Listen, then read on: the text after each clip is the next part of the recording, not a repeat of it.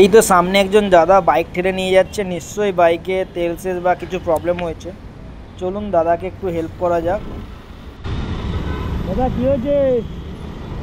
ও দাদা কি হয়েছে? হ্যাঁ, রাতের তার ছিঁড়ে গেছে। এ পর্যন্ত ঠেলে দেবো?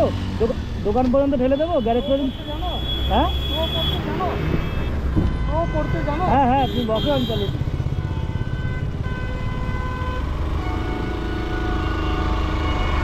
দাদা আমাকে জিজ্ঞেস করলো যে আমি আমার বাইকে বসে দাদাকে ঠেলতে পারবো কিনা, সেটা জিজ্ঞেস করেছিল। যাই হোক, দাদা জানে না হয়তো। বুঝতেই পারছেন, অনেক দূর থেকে মনে হয় বাইকটা ঠেলে নিয়ে এসছে, হাতের যন্ত্রণা করছে, হাতটাকে এক্সারসাইজ করছে। তো সামনেই ছিল একটা গ্যারেজ, দাদা এইখানে চলে যাবে, তাই আমার গাড়িটা স্লো করতে বললো। এইখানে দেখাবে? ঠিক আছে, তাহলে আসছি। হ্যাঁ।